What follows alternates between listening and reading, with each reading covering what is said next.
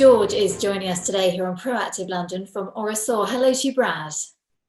Morning, good afternoon, whatever time zone we're in. Exactly. We're all over the place, aren't we, today? We're going global. So let's get stuck in here, Brad. Tell us what your operations are, where you are, and what you're hoping to achieve. Well, Orosur is at the moment now of moving. So we have historically mined in Uruguay for 15 years. That's closed down, being rehabilitated, wound up. Now we're moving to Colombia. It's back to exploration, but it's a very exciting, very high grade gold project in Colombia.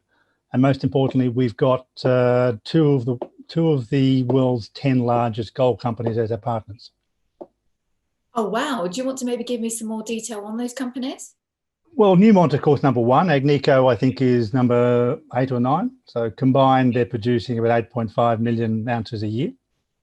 So these companies obviously need big mines or big projects to exploit. And clearly, without speaking on their behalf, they see our Anzá Project in Colombia as having the potential to be of that scale, which is obviously quite flattering. And at the moment, there's lots of companies doing the very same thing. What exactly sets you apart then, Brad? Look, I think ultimately, you can talk about the country, the management. The project is always the most important thing. And clearly the gold mining market is getting a bit crazy, to be fair. Certainly down here in Australia it is. And that brings out, without being critical, it brings out all the usual suspects that come out every time there's a mining boom, and we begin to see all these projects. Our project is a real project. Look at our announcements. There's been 24,000 meters of drilling. There are some spectacular intersections in that drilling. There are 40 meters at 15 grams numbers. So there's some very serious meat to this project. It's just been held up in for a number of issues over the last few years. So coming to the point now where the gold market is extremely buoyant, with a project that really has serious bones and has 2 major companies on board, it's really in the top couple of percent, I would imagine, of gold projects. Excellent. And in terms of finances, are you sort of confident? Are you well structured here?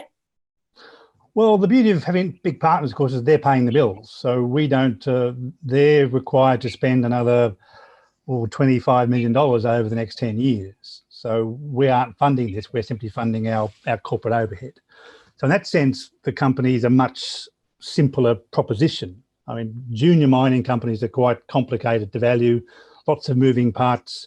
We've dumbed ours down. We have a certain equity, the JV partners paying the bills. We know what they're going to spend, when they're going to spend it. So really, we're just playing the game of how big this project is. So we've simplified all the variables to one geological variable. So it's a much lower risk way to play the gold game, if you like. And in terms of the gold here, what kind of treasure are you hoping to find? Ask me again in about 12 months' time. I'm not going to obviously make predictions on what we've got. Geologically, in terms of where it is, the rocks, the structure, this is very similar to Buritica, which is a long strike to the north. And that's sitting at the moment at about 11 million ounces. Now that would obviously be very nice, but we certainly can't draw that analogy just yet.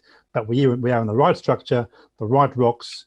We've certainly seen in our early drilling the same width, the same grade. So, it's a pretty good start, but obviously now it's a question of tons. So that's our objective. Ask me in a year.